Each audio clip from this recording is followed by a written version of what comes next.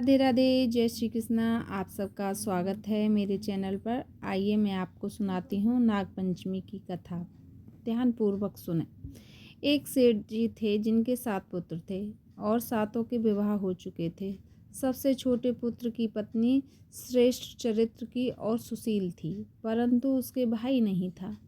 एक दिन वह घर की बड़ी बहू ने घर लीपने के लिए पीली मिट्टी लाने के लिए सभी बहुओं को साथ चलने को कहा, तो एक साथ ही डलिया और खुरपी लेकर मिट्टी खोदने के लिए निकल पड़ी।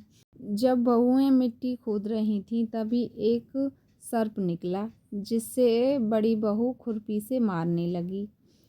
यह देखकर छोटी बहू ने उसको रोका और कहा, इसे मत मारो, यह बेचारा निरपराध है। यह सुनकर बड़ी बहू ने उसे नहीं मारा। तब वो सांप एक ओर जाकर बैठ गया। तब छोटी बहू ने उससे कहा कि मैं अभी लौट कर आती हूँ, तुम यहाँ से जाना मत। इतना कहकर वह उसके साथ मिट्टी लेकर घर चली गई। बाद में कामकाज में फंसकर सर्प से जो वादा किया था वो भूल गई। दूसरे दिन वह बात याद आई तो वह सबको साथ लेकर वहाँ पहुँची। सर्प अभी भी उस स्थान पर ही बैठा था, जिसे देखकर छोटी बहू बोली, सर्प भैया नमस्कार।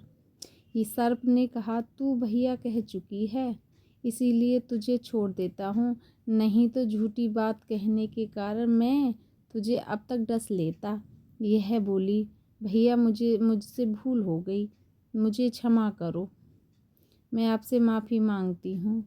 तब सर्प बोला, अच्छा तू आज से मेरी बहन है और मैं तेरा भाई हूँ, तुझसे जो मांगना है मुझसे वो मांग ले। वह बोली, मेरा कोई भैया नहीं है। अच्छा हुआ कि तुम मेरे भाई बन गए। कुछ दिन व्यतीत होने के बाद सर्प मनुष्य का रूप रखकर उसके घर आया और बोला कि मेरी बहन को भेज दो। सबने कहा, इसका तो कोई भाई नहीं है, फिर तुम कौन हो? तो यह बोला, मैं दूर रिश्तेदार में से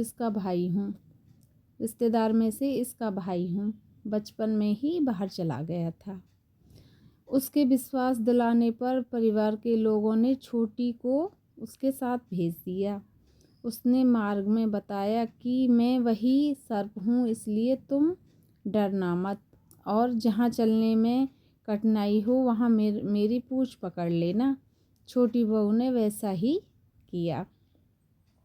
इस प्रकार वह उसके घर पहुँच गई। सर्प के घर के धन ऐश्वर्य को देखकर वह आश्चर्यचकित हो गई। इस तरह वो इसके घर में रहने लगी।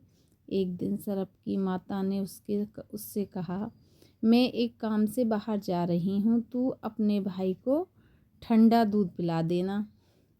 उसे यह बात का ध्यान नहीं रहा और उसने सांप को गर्म दूध पिला दिया, जिससे उसका मुंह जल गया। यह देखकर सर्प की माँ बहुत गुस्से में आ गई, परंतु सर्प के समझाने पर वह चुप हो गई।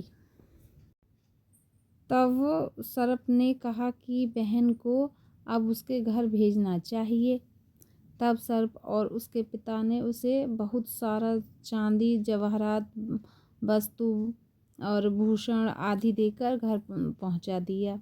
इतना ढेर सारा धन देखकर बड़ी बहू उससे जलने लगी, कहने लगी कि तेरा भाई तो बड़ा धनवान है, तुझे तो उससे और धन लाना चाहिए था। सर्प ने जब यह वचन सुना तो उसने सब वस्तुएं सोने की लाकर दे दी। यह देखकर बड़ी बहू ने कहा, इन वस्तुओं को झाड़ने की झाड़ू भी सोने की होनी चाहिए। तब सर्प ने झाड़ू भी सोने की लाकर दे दी। सर्प ने छोटी बहू को हीरा मणियों का एक अद्भुत हार दिया, जिसकी प्रशंसा उस राज्य की रानी ने भी सुनी और वह राजा से बोली कि सेठ की छोटी बहू का हार मुझे चाहिए। राजा ने मंत्री को हुक्म दिया कि उससे वह हार तुरंत ही ले आओ। मंत्री ने जाकर कहा कि महारानी जी को छोटी बहू का हार पहनेगी, हमें दे दो। सेठ जी ने वह डर के कारण छोटी बहू से हार लेकर उन्हें दे दिया। छोटी बहू को यह बहुत बुरी बात लगी। छोटी बहू ने श्याप भाई को याद किया और उससे प्रार्थना करने लगी कि भैया, रानी ने हार छीन लिया है। तुम कुछ ऐसा करो कि जैसा ही रानी हार पहने वो सर्प बन जाए, और जब वो मुझे लौटा दे तो वो हीरो और मणियों का हार बन जाए। सर्प ने कहा, ठीक है। वैसा ही किया। जैसे ही रानी ने हार पहना वह सर्प में बदल गया। यह देखकर रानी चीख पड़ी और डर के मारे यह देखकर राजा ने सेठ के पास खबर भेजी कि छोटी बहू को तुरंत भेजो। सेठ जी स्वयं छोटी बहू को लेकर राजा के दरबार में उपस्थित हुए। राजा ने छोटी बहू से पूछा, तुमने ये क्या जादू टोना किया है इसमें? मैं तुम्हें दंड दूंगा। छोटी बहू बोली, राजन, दृढ़ता क्षमा कीजिए। ये हार ही ऐसा है कि मेरे गले में तो ये हीरों का रहता है, और अगर इसे कोई और पहनता है तो ये गले में सर्प बन जाता है। यह सुनकर राजा ने सर्प बना हार उसे देकर कहा कि तुम पहन के दिखाओ। छोटी बहू ने जैसे ही पहना तो वह हीरे मणियों का हार बन गया। यह देखकर राजा प्रसन्न होकर उसे बहुत सी मुद्राएं और पुरस्कार दिया। छोटी बहू वह अपने हार इन सब सहित लौटा। उसके धन को देखकर बड़ी बहू ने ईर्ष्या के कारण उसके पति को सिखा दिया कि छोटी बहू के पास तो कहीं से धन आया है। यह सुनकर उसके पति ने अपनी पत्नी को बुलाया और कहा कि ठीक ठीक बताना, यह धन कहाँ से आया है। तभी उस स्त्री ने फिर से अपने सर्प भाई को याद करने लगी। तभी वह उसी समय सर्प प्रकट हो गया। यदि मेरी धर्म की बहन के आचरण पर किसी ने भी संदेह प्रकट किया तो मैं उसे डस लूँगा। यह सुनकर छोटी बहू का पति बहुत प्रसन्न हुआ और उसने सर्प देवता का सत्कार किया। कहते हैं कि उसी दिन से नागपंचमी का त्यौहार मनाया जाता है और स्त्रियां सर्प को भाई मानकर उसकी पूजा करती हैं। नागपंचमी की जय हो। जिस किसी को भी यह कथा अच्छी लगी हो लाइक करें, सब्सक्राइब करें। फिर मिलते हैं अगली वीडियो में। राधे राधे।